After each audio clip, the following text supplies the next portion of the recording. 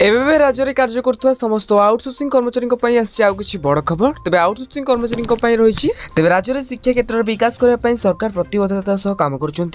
केवल प्राथमिक शिक्षा चलित वर्ष बजेट में रेकर्ड परिमाण 31,000 कोटी अधिक टंका व्यवहार करणिकी आउ ठिकार शिक्षक नियुक्ति होगा नहीं राज्य में शिक्षक अभाव दूर करने 3 वर्ष मध्य 45,000 प्रशिक्षक पदवी सृष्टि करने पदक्षेप निबरकी आसंता शिक्षा वर्ष दशम श्रेणी पर्यंत पिलाମାନଙ୍କୁ मागଣା पाठ्यपुस्तक प्रदान करने स्थिर होता बेले मुख्यमंत्री मोहन चरण माझी बुधवार ब्रह्मपुर कहते तेज मुख्यमंत्री ब्रह्मपुर नीलकंठर सरस्वती शिशु विद्या मंदिर वार्षिक उत्सव में मुख्य अतिथि भाव जोगदे